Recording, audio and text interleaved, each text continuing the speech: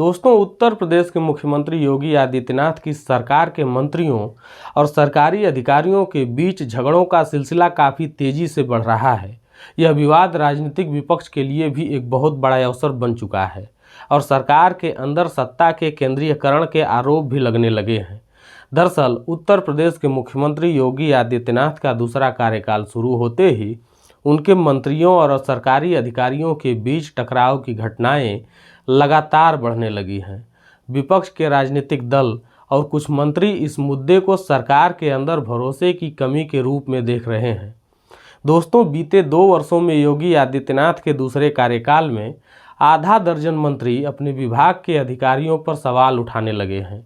इनमें एक हालिया मामला महिला एवं बाल विकास राज्य मंत्री प्रतिभा शुक्ला का भी है, जिन्होंने अपने विभाग में आई अनियमितताओं पर कड़ी टिप्पणी की है। उन्होंने एकीकृत बाल विकास योजना यानी ICDS के निदेशक को एक पत्र लिखा है, जिसमें भर्ती प्रक्रिया में भ्रष्टाचार के गंभीर आरोप लगाए हैं। प्रतिभा शुक्ला ने आरोप लगाया कि जिला कार्यक्रम अधिकारी और उनके कार्यालय के कर्मचारी ने आंगनवाड़ी कार्यकर्ताओं की भर्ती प्रक्रिया में अनियमितताएं की हैं। उनके अनुसार आवेदन लेने से लेकर शार्ट लिस्टिंग तक का सारा काम DPO की देखरेख में हो रहा है, जिसमें पारदर्शिता की कोई भी गुंजाइश नहीं है। वैसे दोस्तों, प्रतिभा शुक्ला केवल पहली मंत्री नहीं हैं जिन्होंने अपने विभाग के अधिकारियों पर सवाल उठाया है। उनके अलावा कई अन्य मंत्री भी ऐसे हैं जो कि अलग अलग समय पर ऐसे मामलों में सवाल उठाते रहे हैं। इनमें मुख्य रूप से उप मुख्यमंत्री ब्रिजेश पाठक, कैबिनेट मंत्री आशीष पटेल, संजय निषाद, स्वतंत्र प्रभार राज्य मंत्री दिनेश प्रताप सिंह और राज्य मंत्री दिनेश खटीक शामिल हैं। हाल ही में कुछ दिन पहले आशीष पटेल ने सूचना निदेशक शिशिर सिंह और मुख्यमंत्री के मीडिया सलाहकार मृत्युंजय कुमार सिंह पर झूठी खबरें फैलाने का आरोप लगाया था।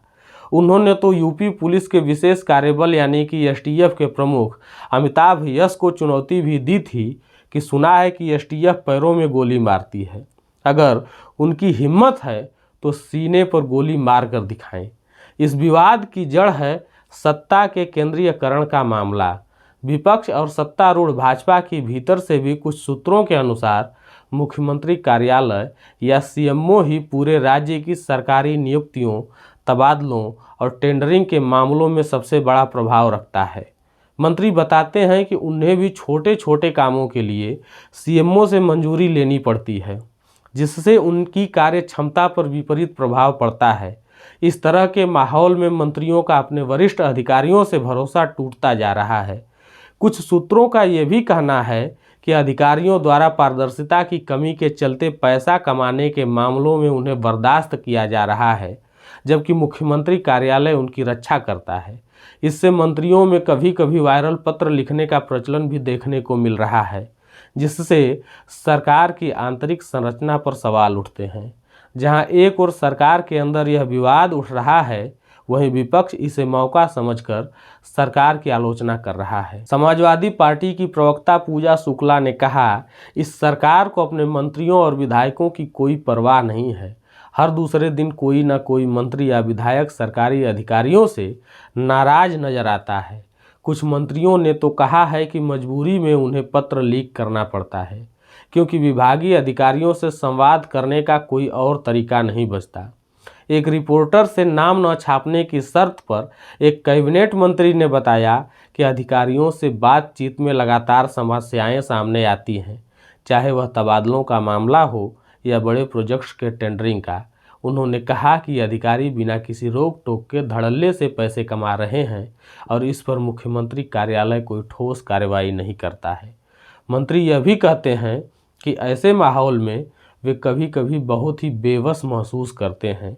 सवाल उठता है कि अगर यहाँ तक कि डिप्टी CM भी सीधे सीधे CMO से संपर्क नहीं कर पाते हों, तो आम मंत्रियों की क्या स्थिति होगी।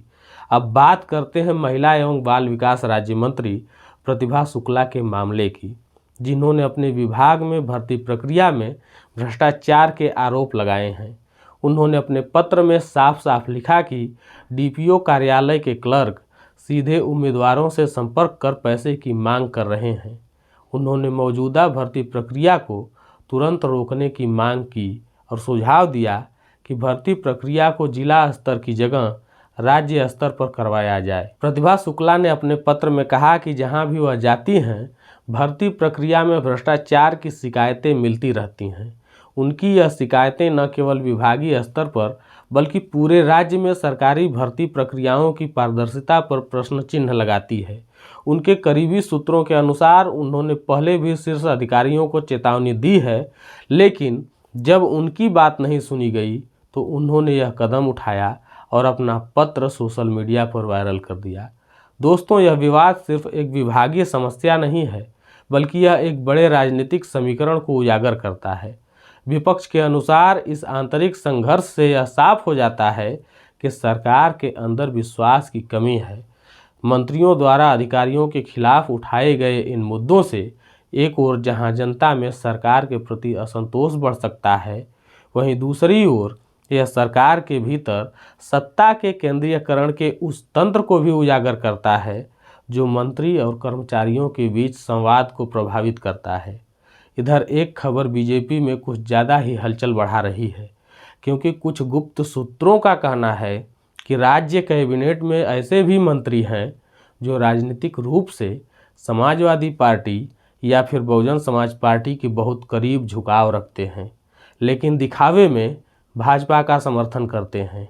इससे यह सवाल उठता है कि क्या वास्तव में यह एक आंतरिक विवाद है या फिर राजनीतिक समीकरणों के चलते एक राजनीतिक कदम भी हो सकता है। अब सबसे बड़ा सवाल यह उठता है कि इस संकट का संभावित हल क्या हो सकता है।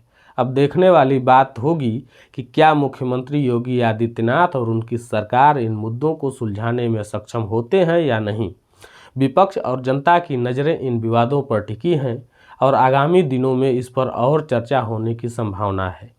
चुनावी माहौल में यह मुद्दा और भी महत्वपूर्ण हो जाएगा, जिससे स्पष्ट होता है कि शासन में पारदर्शिता और जवाबदेही कितनी जरूरी है।